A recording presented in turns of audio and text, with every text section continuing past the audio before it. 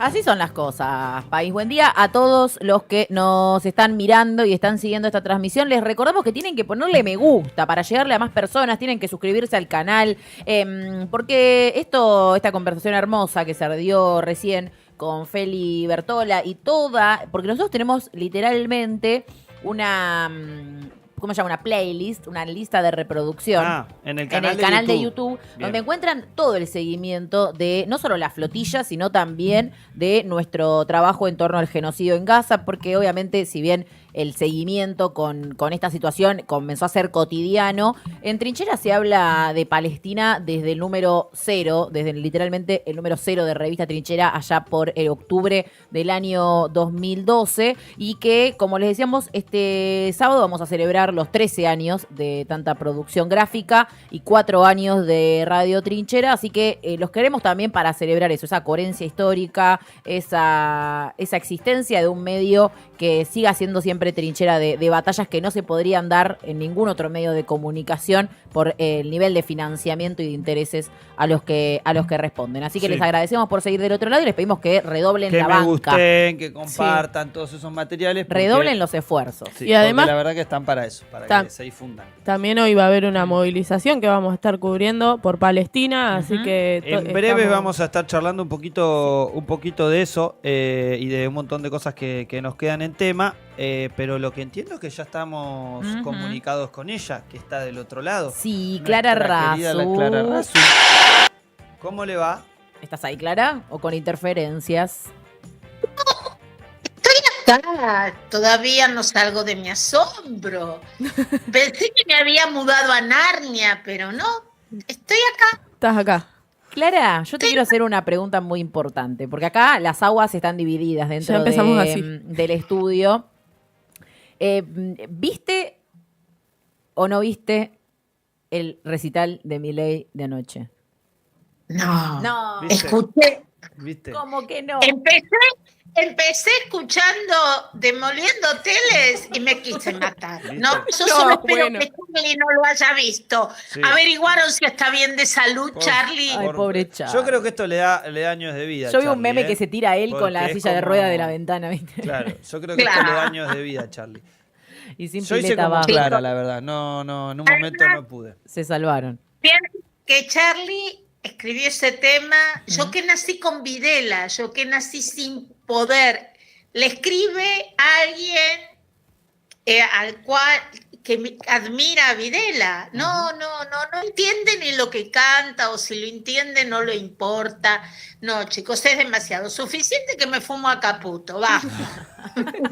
De eso hablábamos, Clara, ¿no? Mientras el presidente daba un gran recital ayer en el Movistar Arena, al mismo tiempo Caputo está en los Estados Unidos a puro rodilla en tierra, mendigando. ¿Qué anda haciendo Caputo por el país del norte? ¿Qué considerás que está intentando hacer y qué podría significar su regreso tanto con manos vacías como un regreso con algún verde? No, hasta ahora va a regresar con tweets y fotos de apoyo. Ayer foto con Scott Bessent y con Cristalina Georgieva. Espero que no hayan visto el espectáculo del Movistar, ni Scott ni Cristalina, porque si lo vieron nos están pidiendo guita y la gastan en esto. Va a llegar igual ese video. Claro, pero más allá de eso, lo que hasta ahora logró Caputo son frases de apoyo y fotos. No hay ni un mango. Porque además, de hecho, la guita venía si ganaba las elecciones. Que yo sepa, todavía no sucedieron. Y a este ritmo... Parece que tampoco. No sé a quién le van a pedir la victoria. Que tampoco.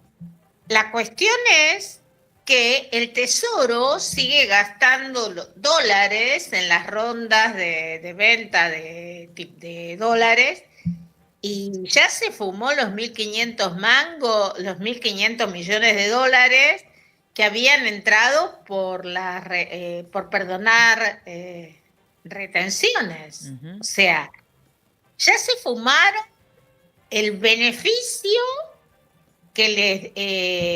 o sea, El negocio que le dieron a las grandes que le agroexportadoras. dieron a las cerealeras. Esa ya se la... Se la dieron, Así. pero de los 7.000 Sí. ya se fumaron los 1.500. No. Chicos, Es 3 demasiado ondas. rápido. Pero eso es ni nosotros con nuestro sueldo. No.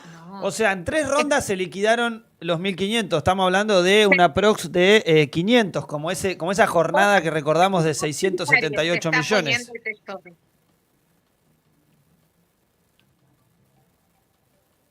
Hasta ahora es eso visto desde una consultora, que es la de Buteler, porque lo que gasta el tesoro no aparece, No aparece. se publica. Lo que La se publica cuestión- es solamente lo que interviene el banco, ¿no? El Banco Central. Claro. Interviene el Banco Central. La cuestión es que a este ritmo esto no aguanta. O sea, ¿cuántos dólares le quedan al tesoro? Y esto Y no se nadie puede olvide- decir que no le avisamos en estas columnas, Clara. O sea, aparte, la recaudación bajó, porque al haber recesión tenés menos recaudación, el tesoro tiene menos guita. O sea, se vienen fumando los dólares que compraron, o sea, que en el cual habían ampliado las reservas cuando incorporaron esa guita y ya se lo fumaron. Es muy rápida la velocidad. ¿Cuánta guita? Aparte, ¿esperan guita del fondo? El fondo puso 44.000 en Caputo 1. 20, bueno, de los 20.000, 14.000, le faltan 6.000 de Caputo 2. Yo creo que ya con 60.000 millones de dólares prestados a un solo país, no esperemos guita fresca del fondo. Tampoco esperemos guita fresca del Tesoro de los Estados Unidos, que dijeron que no había, porque Scott Bessent fue claro en eso. Lo único que iban a lograr era un swap, y de ese swap tienen que cancelar el swap con China. Por otro lado, lo que dijeron es, bueno, vamos a revisar las condiciones comerciales para que aumenten los flujos comerciales desde Estados Unidos a Argentina, entonces ese dinero son dólares que ingresan. En términos generales, inversiones de origen estadounidense. Tampoco están ganando. Porque además, si son flujos comerciales de bienes y servicios, Argentina tiene tratados comerciales con el Mercosur. Argentina no puede negociar de manera individual con Estados Unidos, sino a través del Mercosur. Así que, y aparte, ¿bajo qué condiciones tratados comerciales nos van a bajar aranceles? ¿En qué productos? ¿Qué les vamos a vender si nosotros producimos lo mismo? Y pensaba también esto que decía de los aranceles, que tampoco es la política de Donald Trump, más bien todo lo contrario. Con Tampoco lo cual, es la política trumpista. Exactamente. hay como una encerrona clara, porque cuando empezamos a complementar de elementos la situación económica, y sobre todo le vamos nutriendo también de algunos elementos políticos, pero sobre todo de algunos elementos más de las decisiones económicas propias de Estados Unidos, vemos esa encerrona que no solamente es presupuestaria, como decías al comienzo, tiene también que ver con la resolución política propia del secretario del Tesoro y por ahora también superministro de Economía en la Argentina, pero también de esto que decimos, que es, bueno, hay un camino que va realmente a una decisión que va a tener que tomar este gobierno o lo que pase, pero que la situación que vos anunciabas, si no me equivoco fue la semana pasada o la anterior, en relación a la devaluación o el default, como caminos concretos a la hora de tratar de encaminar esta embarcación llamada Argentina. Sí, la devaluación es crónica de una muerte anunciada. Hoy las encuestas del REM, que son las que hace el Banco Central, dan $1 a fin de mes de 1.500 mangos. A fin de este mes. A fin de este mes. Pero además, chicos, si el dólar estaba a 1.100 a principio de mes y ahora está en 1.400, hubo una devaluación. Claro. Lo llamamos técnicamente depreciación, porque Claro. lo que pasa es que aumentó en pesos el tipo de cambio. No es una medida de política económica, no hubo una decisión de devaluación, pero se depreció el peso. Claro. Y se trasladó a precios. Hoy el pan aumentó un 12%. Sí, una locura.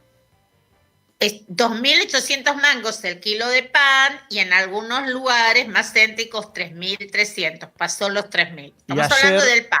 Y ayer cumplimos también el 7º aumento de la nafta consecutivo en menos de un mes y medio. Bueno, algo que antes eso era se noticia traslada todos los días. efectivamente a precios. Claro. Entonces, vos tenés un INDEC, en la semana que viene va a salir el número del índice de inflación. Esta misma encuesta, que es la de las expectativas que releva el Banco Central, dan una inflación del 2,1. Más allá de que el costo de vida es distinto, porque no aumentaron nuestros ingresos, o sea, pesa más. Ya hubo una depreciación que se trasladó a precios y va a haber más porque la devaluación es un hecho. No hay otra manera de ajustar el tipo de cambio si no es por cantidad, o sea, con reservas, con cantidad de dólares o por precio. Por cantidad es difícil porque no hay ingreso de dólares ni expectativas de mayor ingreso. Recuerden que ya te fumaron la cosecha, que adelantaron la venta, o sea, ya no hay más para vender. Entonces, por cantidad no los podés ajustar, vas a ajustar por precio y se te va a trasladar a precios. O sea, es un laberinto, porque de cualquier manera, y aun cuando estás en una recesión importante, eso se pasa a precios y te da un cuadro de estanflación del cual es muy difícil salir. Es un laberinto. Bueno, cantando en el Movistar no lo van a arreglar. Ese sería el peor escenario, ir hacia ese proceso de estanflación en el cual decís las recetas para la salida de esto no solamente requieren de tiempo, sino además de un nivel de sufrimiento muy importante, sobre todo en los sectores más vulnerables.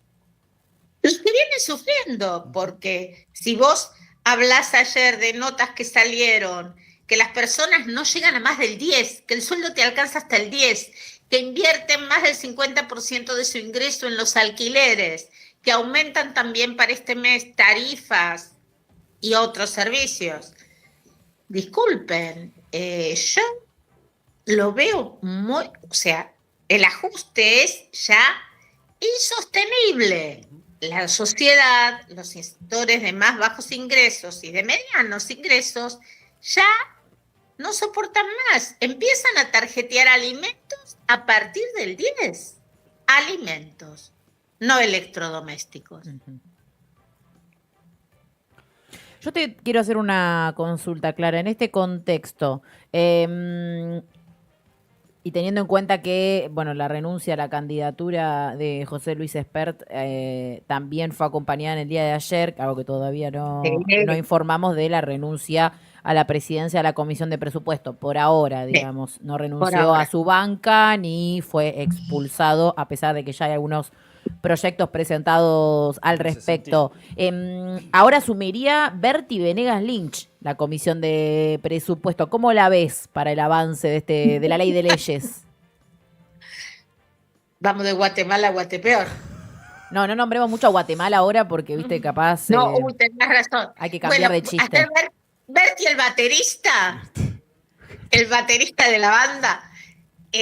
no, me parece que era Joaquín. Como se llaman todos iguales los Venegas Lynch, yo me hago un lío. No, Berti era el baterista y el que estaba en el bajo era Joaquín. Era Joaquín. Yo como persona que vio la transmisión completa, lo puedo decir. Chico, yo lo conocí al padre en la universidad, basta. Esto es... ¿Como profesor o como compañero? No, no lo tuve como compañero. Él escribía en una revista que dirigía Martín Redrado. Una revista. No, nosotros no nos privamos de nada. Te iba a decir, La te verdad. dabas el lujo completo en la universidad. No, querida Clara. no nos privamos de nada. ¿Quién era la otra vez que Pero- hablamos también, que había ido con vos? Marcelo Lotoviazda, Lotoviazda. Marcelo Monelli, Manelli. Bueno. ¿A qué Marcel- universidad estamos hablando, Clara? UBA, UBA. la Universidad Ah. de Facultad de Ciencias Económicas. Ciencias económicas, son todos excepto los que tenemos acá en La Plata, porque acá Tenemos los tampoco nos nuestros quedamos también. cortos, Clara. ¿eh? Tenemos a Sturce, Acá también tenemos los propios. tenemos a Dorni. Sí, claro, digamos que no nos podemos, que la universidad pública nos ha dado tanto, Tanto. fíjense, nos ha dado tanto, Bueno y malo. tanta diversidad y tanto pensamiento distinto, aún compartiendo aulas, que Sí. esto te habla de la amplitud ideológica de la educación pública, Tal cual. tal como debe ser, estudiar, saber, comparar. Ahora, Venegas Lynch, ¿por qué esperar que va a ser algo distinto que Spert? En cuanto al presupuesto, ley de leyes, por lo pronto debería convocar a reunión de comisión y que se trate, y que se debata, y que se vean las cifras y que se modifique lo que hay que modificar, que funcione como debe ser el comisión. Congreso. Tal cual. Porque en años anteriores, cuando nos acusaban o acusaban al gobierno popular de dibujar el presupuesto, bla, bla, bla, bla, bla, se ponía en debate, se debatía, se modificaba y funcionaba. Bueno, es lo que hay que hacer. Estemos o no de acuerdo. no, No lo veo a Venegas Lynch en esa posición. No, y bueno, recordemos también que la situación de la presidencia de la Comisión de Presupuesto es como protocolo que la tenga el oficialismo. El oficialismo, Con lo sí. cual, por eso, incluso la oposición, a pesar de este escándalo y demás, también plantea que la presidencia la mantenga el oficialismo, en este caso en la figura de Bertie Venegas Lynch, y quedaría como vicepresidente Carlos Heller, entiendo. Carlos Heller, de- que es de el Unión por la vicepresidente Patria. actual. Claro, eso sí se mantendría. Pero bueno, esto es parte de una de formas que por más que este gobierno no las cumpla en un montón de situaciones, como por ejemplo en la Oficina Anticorrupción y en otros lugares, son parte de las tradiciones que se tienen.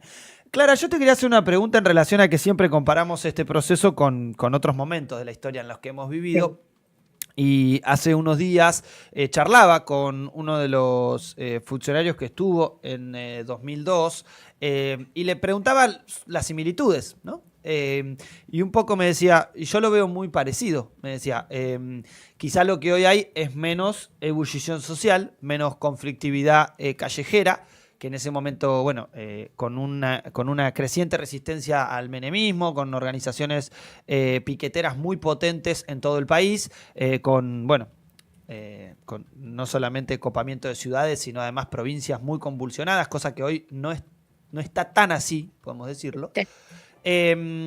¿Crees que en algunas recetas de ese 2002, porque me acuerdo que hace unas semanas hablábamos de eso, estas recetas podrían poner en marcha la cosa, esta persona lo que me decía era, bueno, nosotros salimos y lo primero que dijimos, más allá de que ya Rodríguez había dicho al fondo que no le iba a pagar, nosotros le ratificamos la voluntad de pago, le dijimos no le íbamos a poder pagar las cuotas que nos pedían en esas fechas y automáticamente empezamos a poner plata al bolsillo de los argentinos.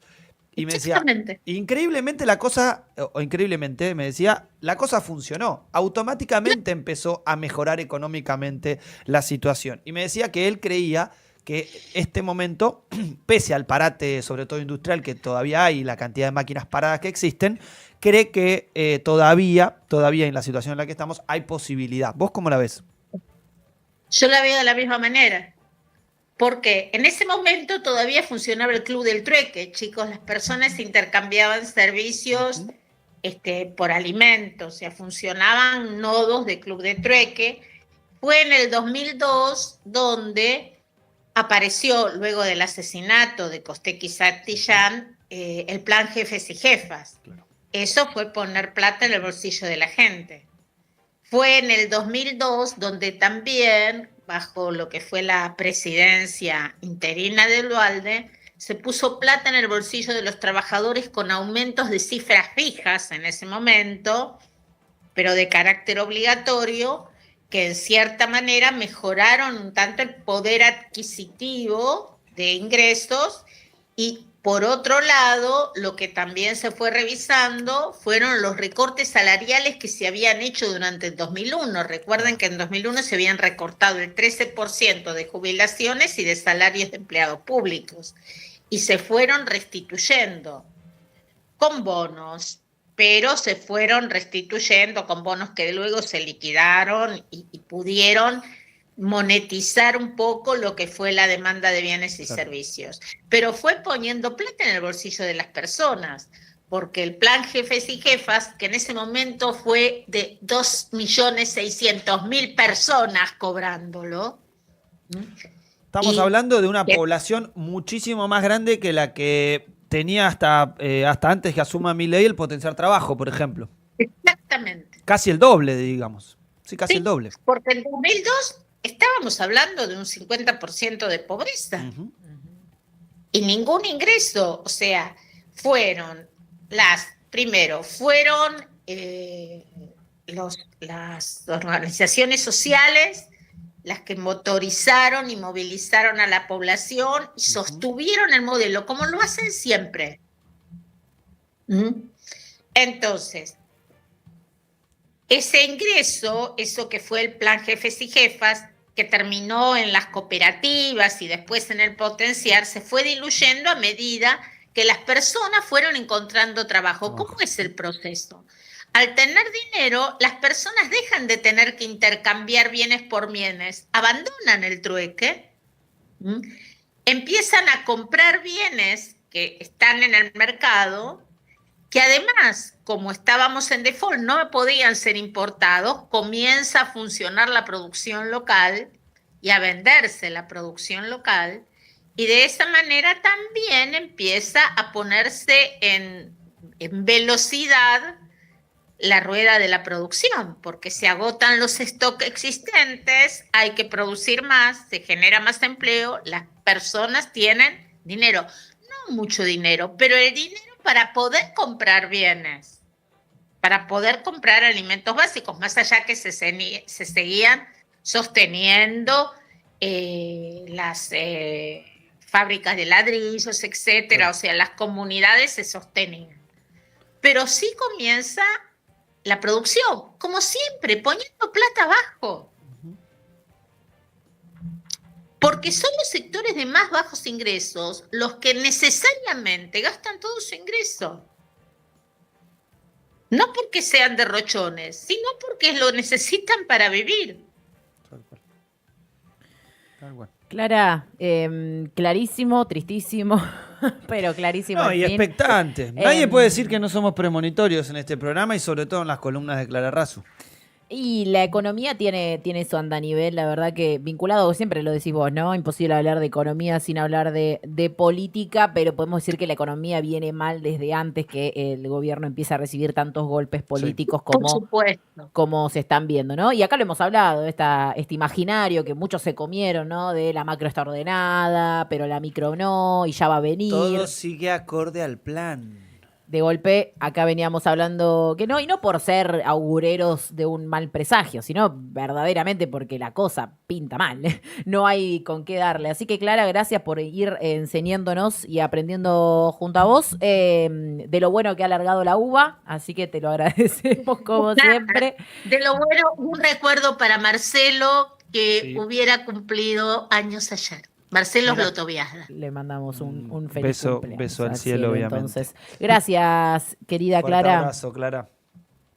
Abrazo, nos estamos viendo y fuerza. Sí, mucha fuerza. Aparte. No, por supuesto. Y firme al medio. No, acá somos imparciales, por las dudas. No, mentira, Clara, un beso. Adiós. Clara Razu, economista, docente, investigadora, que nos traía, bueno, este panorama, como decíamos, mientras acá nos quieren dar mucho circo, en los Estados Unidos está Luis Toto Caputo, ministro de Economía de este gobierno, endeudador serial, que No sigue. Sigue ahora buscando un endeudamiento que ya ni sabemos, que ya no va a recibir, o así por lo menos es lo que se entiende. Así que por ahora hay también solo tendremos publicaciones noticias. tuiteras. Si ustedes quieren ir a ver en Twitter, van a ver publicaciones de Cristalina Georgieva. Van a ver publicaciones también de Scott Bassett.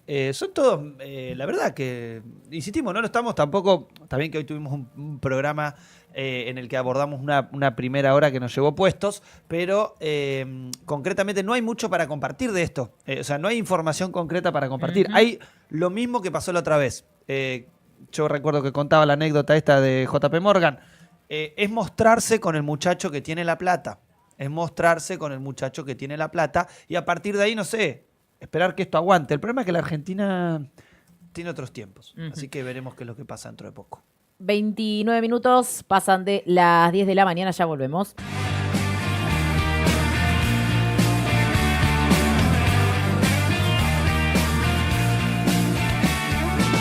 Quiebra otro día en la razón, siempre firme pero igual lleva la